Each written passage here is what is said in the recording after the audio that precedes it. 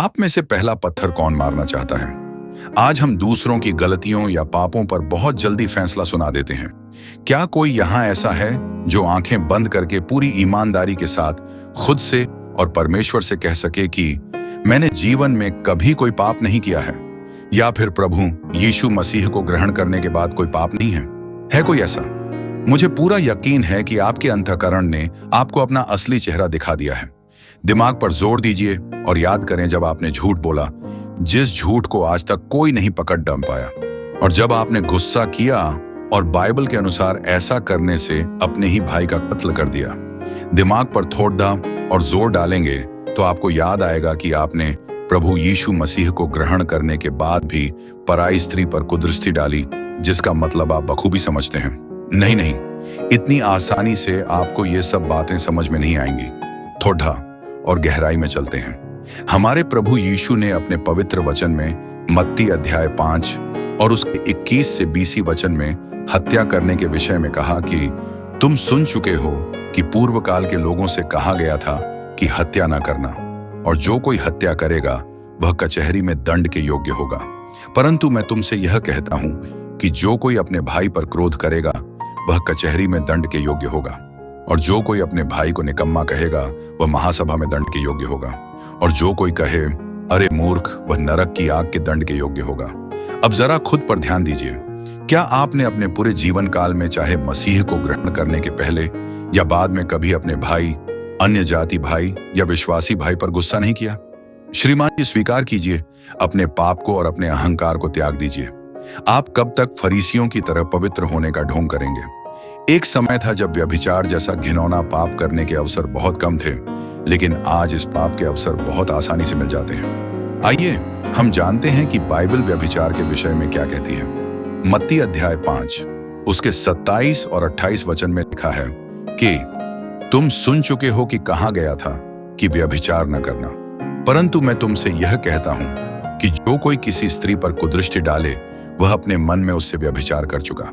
अगर आप सच में ईमानदार मसीही हैं तो आपके सारे पाप आपके सामने आ गए हैं कि कैसे आपने इंस्टाग्राम की रील्स, गंदी मूवीज देखकर खुद को अशुद्ध किया, या फिर कैसे मार्केट में या गली मोहल्ले में पराई स्त्री पर कुदृष्टि डाली।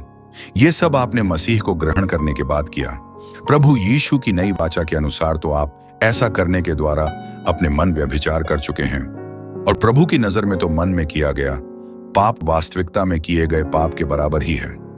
हम सब इंसान हैं और इंसानी स्वभाव को भली भांति प्रकार से समझते हैं, और हमारी होशियारी या चालाकी हमें उस सर्वशक्तिमान परमेश्वर की नजर से छुपा नहीं सकती, क्योंकि परमेश्वर हमारे गुप्त पाप जानता है, लेकिन फिर भी वह हमें क्षमा करने के लिए हमेशा तैयार रहता है।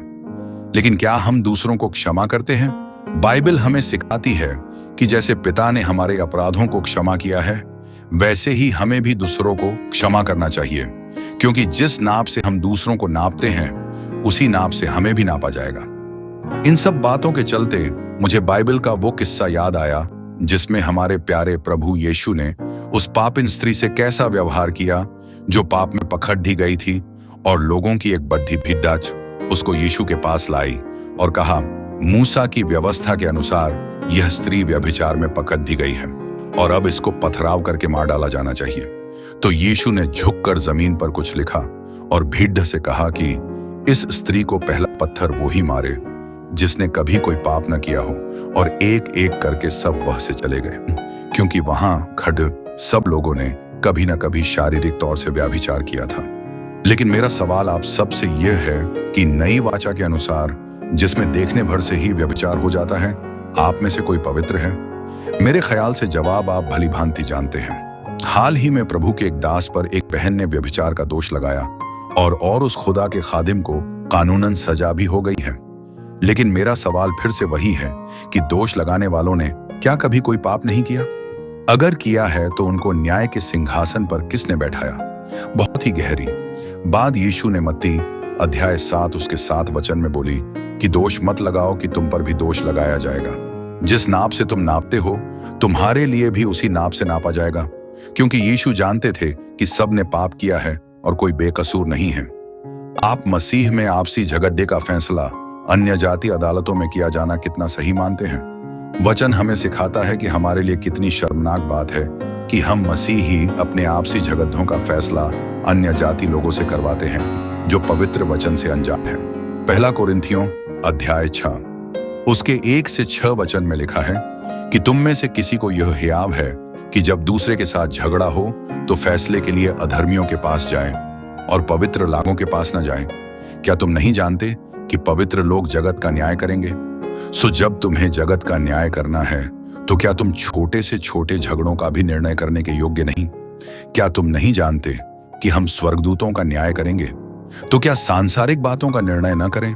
सो यदि तुम्हें सांसारिक बातों का निर्णय करना हो तो क्या उन्हीं को बैठाओगे जो कलीसिया में कुछ नहीं समझे जाते हैं? मैं तुम्हें लज्जित करने के लिए यह कहता हूं, क्या सचमुच तुम में एक भी बुद्धिमान नहीं मिलता जो अपने भाइयों का निर्णय कर सके? वरन भाई भाई में मुकद्दमा होता है और वह भी अविश्वासियों के सामने। इन वचनों के आधार पर तो अन्य जातियों के सामने हमारे आपसी झगड़ों का न्याय होना ही नहीं चाहिए।